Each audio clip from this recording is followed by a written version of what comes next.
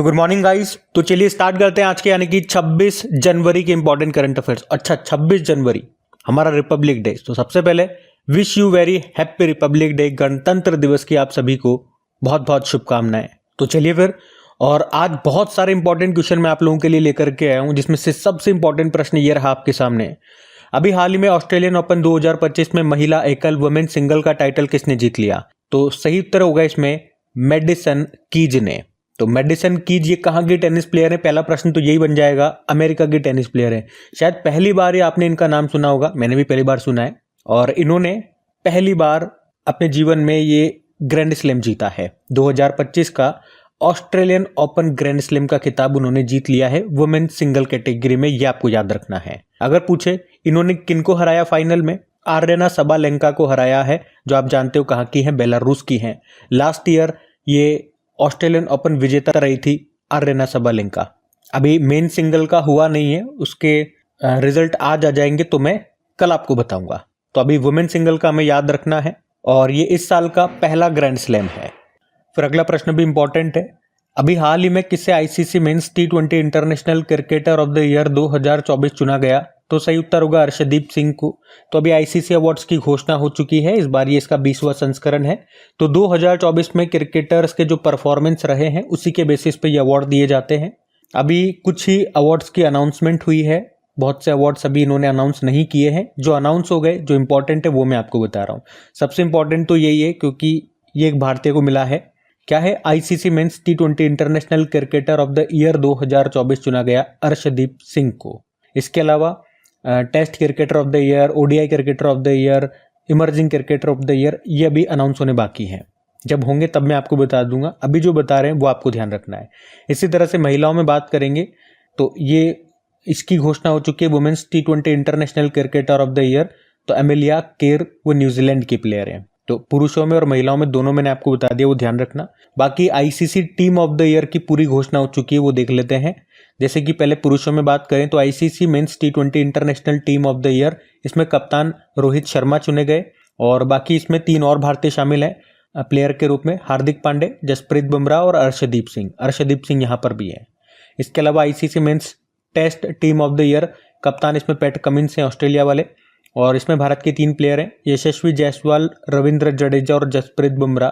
बाकी ICC men's ODI team of the year, इसमें कप्तान है चरित असालंका जो श्रीलंका से हैं, इसमें एक भी भारतीय प्लेयर नहीं है।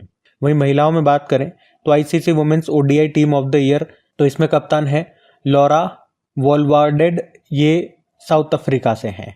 इसमें भारत से 2 प्लेयर हैं, स्मृति मंधाना और दीप्ति शर्मा। बाकी ICC women's T20 international team of the year 2024 की बात करें तो इसमें भी कप्तान वही है, लॉरा वॉलवार्डेड जो साउथ अफ्रीका से हैं, लेकिन इसमें भारत से 3 खिलाड़ी हैं, स्मृति मंधाना, ऋचा घोषाल और दीप्ति शर्मा। ठीक है, तो सब मैंने आपको बता दिया, पॉइंट टू पॉइंट चीज़ें आपको ध्यान रखनी है। फिर अगले में पूछ रहे हैं, अभी हाल ही में जारी नीति आयोग के पहले राजकोषीय स्वास्थ्य सूचकांक 2025 में शीर्ष पर कौन सा राज्य है? तो इसका सही उत्तर होगा उड़ीसा। तो अभी नीति आयोग ने पहली बार अपने राजकोषीय स्वास्थ्य सूचकांक को जारी किया है। इंग्लिश में बोलोगे तो पहली बार फिस्कल हेल्थ इंडेक्स को जारी किया नीति आयोग ने। और पूछे इसे वहां पर रिलीज किसने किया? तो हमारे जो 16वें वित्त आयोग के अध्यक्ष हैं अरविंद पनगड़िया जी ने। तो इस इंडेक्स में 18 राज्य शामिल हैं, और इन 18 में टॉप पर रखा है उड़ीसा को। अच्छा, यहाँ पे इन राज्यों को उनके प्रदर्शन के आधार पर 4 समूहों में भी बांटा गया है। तो पहले से लेके 5वीं तक के रैंक के जितने भी राज्य हैं उनको अचीवर्स कैटेगरी में रखा गया। उसके अलावा 6ठी से लेके 10वीं तक के रैंक वाले जो भी राज्य हैं उनको फ्रंटनर कैटेगरी का नाम दिया गया। 11 से लेके 14वीं रैंक तक के जितने भी राज्य हैं उनको परफॉर्मर कैटेगरी में रखा गया, और बाकी के जो 15 से लेके 18वीं रैंक तक के जो भी राज्य हैं उनको एस्पिरेशनल कैटेगरी में रखा गया। मतलब 4 कैटेगरी 4 समूहों में डिवाइड कर दिया है। तो पूरी लिस्ट मैंने आपके सामने लगा दी है। मैं आपको बता रहा हूँ, टॉप वाला बता रहा हूँ उड़ीसा है, और सबसे लास्ट में 18वें स्थान पे पंजाब है।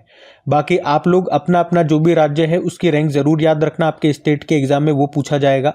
और साथ में अब मैंने आपको 4 समूह 4 कैटेगरी में डिवाइड कर दिया, ये बता दिया, तो देख लेना कि आपका राज्य किस कैटेगरी में आ रहा है। जैसे कि मान लो अगर मैं महाराष्ट्र से हूँ तो महाराष्ट्र की रैंक है 6, तो 6 से 10 में जो भी राज्य आ रहे हैं वो कौन सी कैटेगरी में आ रहे हैं? दूसरे नंबर की कैटेगरी में आ रहे हैं। ठीक है, तो ये ज़रूर आप और ध्यान रख लेना।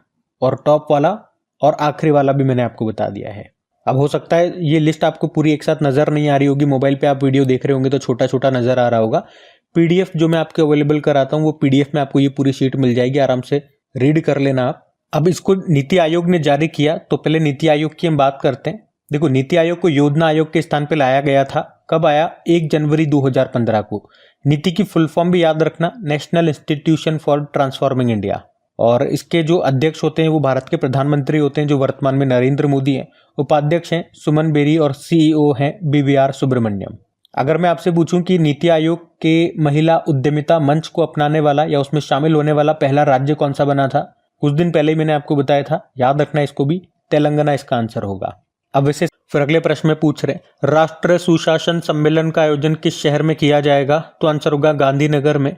हम बात कर रहे हैं national conference on good governance की, जिसका आयोजन अभी 30 और 31 जनवरी को होगा। कहाँ पर? गुजरात के गांधीनगर में। तो भारत सरकार के कार्मिक, लोक शिकायत और पेंशन मंत्रालय के तहत department of administrative reforms and public grievances के द्वारा गुजरात सरकार के सहयोग से इसका आयोजन किया जाएगा। आयोजन करने का उद्देश्य तो डिजिटल तकनीकों का उपयोग करके सार्वजनिक सेवाओं की गुणवत्ता में सुधार करना। जो भी पब्लिक सर्विसेज हैं वहाँ पे जो भी डिजिटल टेक्नोलॉजी है वहाँ पे हम उसका इस्तेमाल करेंगे और उसकी क्वालिटी में सुधार लेकर के आएंगे। और सुशासन से आपको एक दिवस जरूर याद आ रहा होगा, गुड गवर्नेंस डे, सुशासन दिवस, जो हम 25 दिसंबर को मनाते हैं अटल जी की जयंती को। अब फिर अगले में क्या पूछ रहे हैं, अभी हाल ही में वर्ल्ड इकोनॉमिक फोरम के क्रिस्टल अवार्ड से अभी किसे सम्मानित किया गया, तो सही उत्तर होगा यहाँ पे तो उपयुक्त सभी, यानी कि डेविड बेकहम, डायन वॉन फर्स्टनबर्ग और रिकेन यामामोटो को। तो अभी वर्ल्ड इकोनॉमिक फोरम ने अभी 55वीं वार्षिक बैठक का आयोजन हुआ था, हमने पढ़ा भी था, कहाँ पे? दावोस स्विट्जरलैंड में, जहां पर अभी डेविड बेकहम, डायन वॉन फर्स्टनबर्ग और रिकेन यामामोटो, इन तीनों को सोशल, एनवायरमेंट और क्रिएटिव बदलाव में उनके उत्कृष्ट योगदान के लिए क्रिस्टल अवार्ड से सम्मानित किया। यह अवार्ड कौन देता है? वर्ल्ड इकोनॉमिक फोरम देता है। देखो एक एक करके थोड़ा थोड़ा बारे में जानते हैं इनके। तो डेविड बेकहम आप जानते ही हो, इंग्लैंड के फुटबॉलर हैं और उन्हें यूनिसेफ के गुडविल एम्बेसडर के रूप में बच्चों के जीवन को सुधारने में उनके 20 वर्षों के योगदान के लिए उनको इस सम्मान के लिए चुना गया है। दूसरे व्यक्ति हैं डायन वॉन फर्स्टनबर्ग, ये बेल्जियम से हैं, महिला हैं ये, और उन्हें women's rights and gender equality को बढ़ावा देने में योगदान देने के लिए इस सम्मान के लिए चुना गया। बाकी तीसरे हैं रिकेन यामामोटो। अच्छा, अब मैं आपसे पूछता हूँ, ये नाम आपने कहाँ पे पढ़ा था? इनको पहले भी कोई सम्मान मिल चुका है क्या, या आपको बताना है कहाँ पे आपने इनका नाम पढ़ा था? रिकेन यामामोटो जापान से हैं ये, और एनवायरमेंटल और सोशल रेस्पॉन्सिबिलिटी को बढ़ावा देने वाले ये एक आर्किटेक्चरल डिजाइनर है, और अपने आर्किटेक्ट की कला के बदौलत अपनी आर्किटेक्चरल कला के बदौलत एनवायरमेंटल और सोशल रेस्पॉन्सिबिलिटी को बढ़ावा देने के लिए इनको इस सम्मान के लिए चुना गया है। तो तीनों के नाम ध्यान रखना, कौन सा अवार्ड है ये ध्यान रखना, कौन देता है ये याद रखना। तो crystal award world economic forum के द्वारा उन कलाकारों को दिया जाता है जिन्होंने अपनी कला का इस्तेमाल दुनिया की स्थिति सुधारने के लिए की हो। अब एक बार वर्ल्ड इकोनॉमिक फोरम की बात करें तो एक तो याद रखना, इसकी स्थापना होती 1971 में स्थापना की थी क्लॉस स्वेब ने। हेडक्वार्टर कोलोगनी स्विट्जरलैंड में है। प्रेसिडेंट वर्तमान में बॉर्ज ब्रेंडे। ये कुछ इंपॉर्टेंट इंडेक्सेस ये जारी करता है, जैसे कि global risk report, energy transition index, global competitiveness index, global gender gap index, global travel and tourism index. ये तीन तो एग्जाम में डायरेक्ट पूछे गए हैं। और अभी हमने क्या पढ़ा था, कुछ दिन पहले ही पढ़ा था कि वर्ल्ड इकोनॉमिक फोरम के ग्लोबल लाइट हाउस नेटवर्क में 2 भारतीय कंपनियों को शामिल किया गया था। एक तो टायर कंपनी है सीएट और एक हिंदुस्तान यूनिलीवर कंपनी है, तो ये भी ध्यान में रखना। अब फिर अगले प्रश्न में पूछ रहे, हाल ही में पहला प्रौद्योगिकी संवाद कहां पर आयोजित किया गया, तो आंसर होगा IISc बेंगलुरु में। तो प्रौद्योगिकी संवाद, टेक्नोलॉजी कॉन्क्लेव, इसका भी पहला संस्करण का आयोजन किया गया अभी 24 जनवरी 2025 को ही। कहां पे? IISc बेंगलुरु में। अच्छा, अगर मैं आपसे पूछूं हमारे साइंस एंड टेक्नोलॉजी मिनिस्टर कौन है, तो जितेंद्र सिंह है, राज्य मंत्री हैं। और प्रिंसिपल साइंटिफिक एडवाइजर, प्रमुख वैज्ञानिक सलाहकार भी याद रखना नाम अजय कुमार सूद हैं। और इस संवाद का, इस कॉन्क्लेव का आयोजन किसने किया? विदेश मंत्रालय ने। और थीम भी है प्रौद्योगिकी कूटनीति में नए मोर्चे तलाशना, एक्सप्लोरिंग न्यू फ्रंटियर्स इन टेक्नोलॉजी डिप्लोमेसी। अच्छा, इसका आयोजन करने का उद्देश्य क्या रहा? तो साइंस एंड टेक्नोलॉजी के क्षेत्र में भारत के हितों को बढ़ावा देना। और अगर पूछूं मैं कि इस पहले प्रौद्योगिकी संवाद का फोकस क्षेत्र क्या है, मेन फोकस क्या रहा, तो आप कह सकते हो artificial intelligence, quantum advancement, space, semiconductor और बायो इकोनॉमी में भारत और दुनिया के बीच सहयोग बढ़ाना। अच्छा, वैसे अगर मैं टेक्नोलॉजी से एक दिवस आपसे पूछूं, नेशनल टेक्नोलॉजी डे, तो याद रखना 11 मई को मनाते हैं। और आपको याद हो तो इंडियन आर्मी ने 2024 को ईयर ऑफ टेक्नोलॉजी एब्जॉर्प्शन के रूप में घोषित किया था। अब याद आ गया होगा आपको, ठीक है? तो ध्यान रखना। ये अगला प्रश्न देखते हैं। फिर अगले में पूछ रहे हैं, अभी हाल ही में किस राज्य सरकार ने सम्मान संजीवनी एप्लीकेशन को लॉन्च किया? तो आंसर होगा हरियाणा ने। तो अभी राष्ट्रीय बालिका दिवस के मौके पर जो हमने मनाया 24 जनवरी को, हरियाणा की जो महिला एवं बाल विकास मंत्री हैं श्रुति चौधरी, अभी उन्होंने महिला एवं किशोरी सम्मान योजना के लिए सम्मान संजीवनी एप्लीकेशन को लॉन्च किया है। यह एप्लीकेशन लाभार्थियों तक योजना के लाभ की डिलीवरी को ट्रैक करने में मदद करेगा। क्या होता है वैसे इस योजना में, जो महिला एवं किशोरी सम्मान योजना है जिसके लिए ये सम्मान संजीवनी एप्लीकेशन लॉन्च किया, होता क्या है इस योजना में? तो इसमें 10 से 45 वर्ष की बीपीएल महिलाओं को सैनिटरी नैपकिन उपलब्ध कराए जाते हैं और ये लाभ आंगनवाड़ी केंद्रों और स्कूलों के माध्यम से दिए जाते हैं। तो ये एप्लीकेशन सभी लाभार्थियों का डेटा कलेक्ट करेगा और मासिक लाभों को अपडेट करेगा।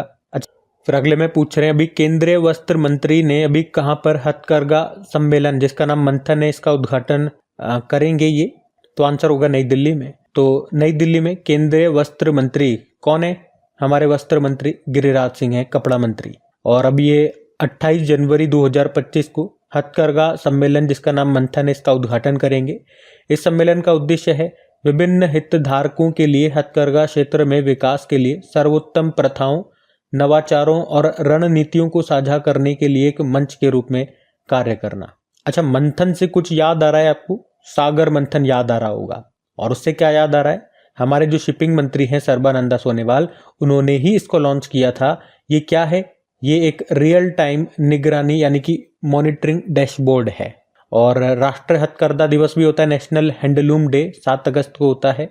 चलो बताओ, किस राज्य सरकार ने बुनकरों के लिए नेकरा सम्मान योजना शुरू की थी? तो आपको याद होना चाहिए कर्नाटक इसका आंसर होगा।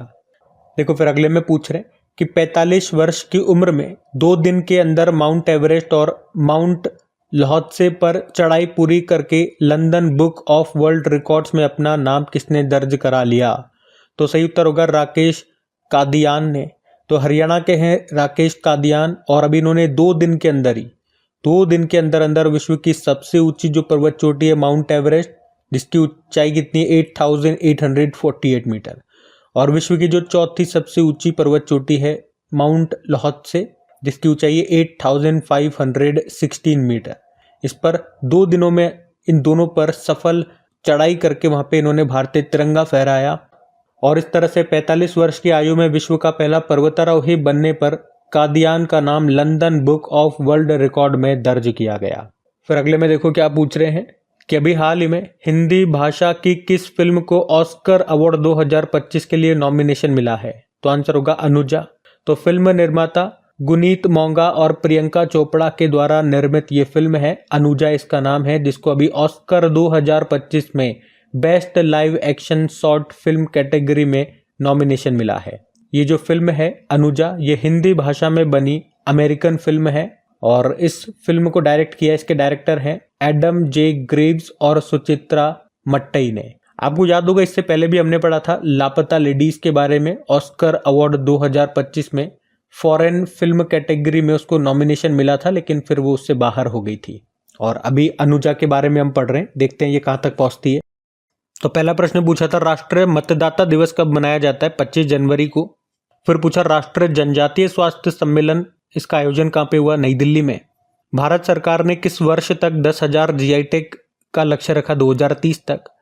अभी पांगसाउ पास अंतर्राष्ट्रीय महोत्सव का आयोजन हुआ अरुणाचल प्रदेश में।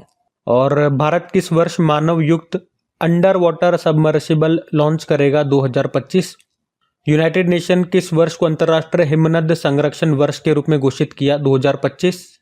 भारत का सबसे पुराना पुस्तक मेला बोई मेला कहाँ शुरू हुआ? कोलकाता। दूसरी बार आयरलैंड के प्रधानमंत्री बने माइकल मार्टिन। रक्षा मंत्री राजनाथ सिंह ने युद्ध क्षेत्र निगरानी प्रणाली को लॉन्च किया, उसका नाम है संजय। और आखिरी था पीडी चैंपियंस ट्रॉफी 2025 को जीत लिया किसने? भारत ने। चलो कल का भी होमवर्क प्रश्न देखते हैं और सेशन एंड करते हैं। तो कल पूछा था भारतीय पुरुष फुटबॉल टीम के मुख्य कोच कौन बनाए गए? तो आंसर होगा मोनालो मार्केज। आप सभी ने प्रश्न का बिल्कुल सही उत्तर दिया। अब ये रहा आज का आपका होमवर्क प्रश्न।